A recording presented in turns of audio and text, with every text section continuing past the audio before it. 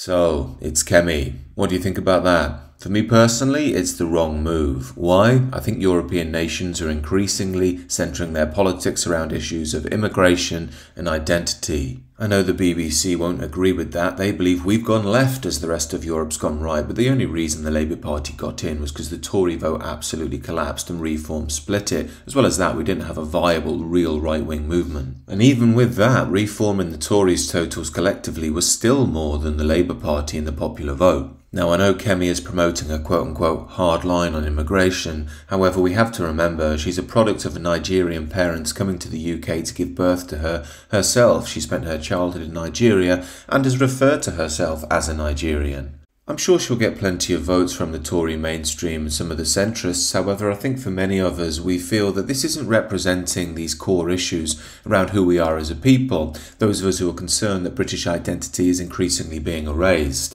And for any leftists that stumbled upon this video, that doesn't mean I hate Kemi Badenoch. I can see she's done well, fair enough to her.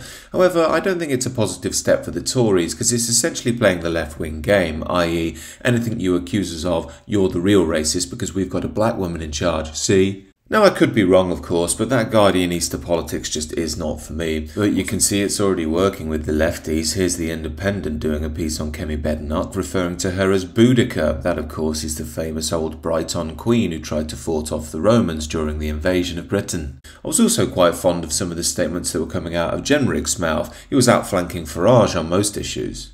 Yet while that played well with the heartlands in the country, and I dare say would have walked the next election, I do think that the Tory mainstream probably didn't like it. It was too controversial and the Guardianistas again would get very upset. The BBC, you can imagine what they think about it. And that's what I think this decision is based upon, not upsetting the Guardianistas and the BBC. And I'm tired of that politics. That politics is destroying the country. But like I often say, maybe it has to be destroyed so we can rebuild the country in a new way, following actual authentic principles of Britain and the British people. Anyway, I still think the Tory Party are likely to win the next election simply because the Labour Party have been absolutely disastrous and are likely to only get worse. But I think with Kemi at the helm, it will be more of a split vote. We'll have to see what Farage does, whether he'll be included in the Conservative fold. His messaging has got more and more tame of late, so you never know what his plans are. But anyway, let me know what you think down below, and do consider subscribing to the channel.